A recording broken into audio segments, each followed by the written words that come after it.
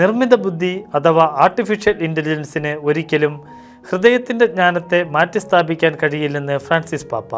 സാങ്കേതിക വിദ്യയിൽ സമ്പന്നരും മനുഷ്യത്വത്തിൽ ദരിദ്രരുമാകുന്ന ഈ കാലഘട്ടത്തിൽ നമ്മുടെ പ്രതിഫലനങ്ങൾ മനുഷ്യഹൃദയത്തിൽ നിന്നാണ് ആരംഭിക്കേണ്ടതെന്നും പാപ്പ ഓർമ്മിപ്പിച്ചു.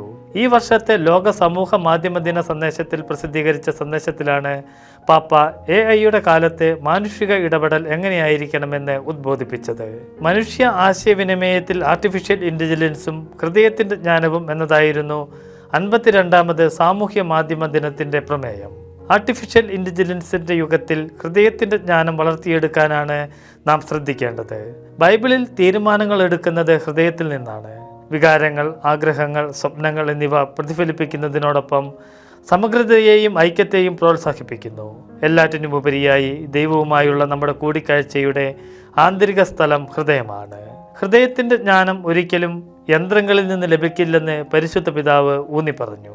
ആർട്ടിഫിഷ്യൽ ഇൻ്റലിജൻസ് എന്ന പദം മെഷീൻ ലേണിംഗ് എന്ന പദത്തെ മാറ്റിസ്ഥാപിക്കുന്നതാണെങ്കിലും ഇൻ്റലിജൻസ് എന്ന വാക്ക് തെറ്റിദ്ധരിപ്പിക്കുന്നതാണെന്ന് പാപ്പ പറഞ്ഞു. യന്ത്രങ്ങൾ ചെയ്യുന്നത് പോലെ ഡാറ്റ സംഭരിക്കാൻ കഴിഞ്ഞാൽ മാത്രം പോരാ, ഈ ഡാറ്റ അർത്ഥവത്തായിരിക്കണം. മനുഷ്യന് മാത്രമാണ് അതിന് പ്രാപ്തിയുള്ളതെന്ന് മാർപ്പാപ്പ വിശദീകരിച്ചു.